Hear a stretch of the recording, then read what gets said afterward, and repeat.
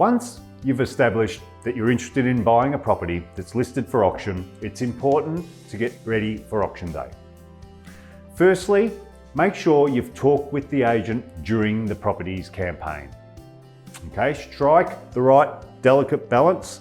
Let them know that you're interested, but still keep your cards reasonably close to your chest. The reason for that is that you don't want to miss out on being given an opportunity to submit an offer should someone else put in an offer.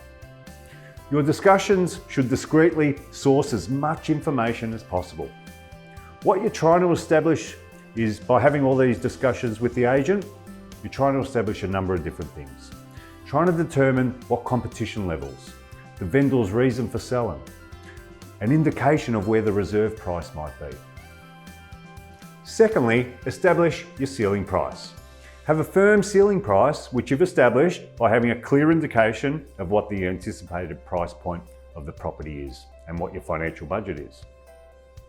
If you're bidding at auction, you shouldn't end your bidding on a round number, if possible. So go for an uneven number. For example, if you've got a budget of $450,000, you have a much better chance of securing the property if you're able to increase your budget even by $2,000 or $5,000, providing of course that amount is not above the ceiling price. Having a little more than that round number, even as little as $500, could assist in winning that auction. Thirdly, during the auction, you need to be able to control the tempo and the amount of the monetary increments.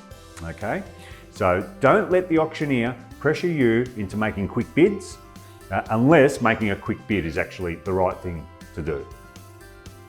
If the property has not been announced on the market, so that means it hasn't reached the vendor's reserve price yet, perhaps think about breaking down the bidding increments. For example, if it's in $10,000 increments, break it down to fives, as this is going to provide you with some protection and more negotiation power if the property passes in. Alternatively, once the property's actually been announced on the market, that means it's reached the reserve, don't be afraid to bid strongly. And sometimes that actually involves increasing the increments of the bids. Finally, take someone with you to the auction. Taking someone with you to the auction that you're intending to bid on, it's going to allow you to discuss your strategy. More importantly, improve your negotiation power if that property passes in. So if it does pass in, one party can actually go inside and one party can remain outside, out of sight of the agents. Their job is to keep an eye on any other interested parties and also to make sure that the agents aren't approaching them, because if the property has passed into you, you will have first right of refusal at the vendor's reserve price. The better negotiator should be the one going inside and having discussions with the selling agents.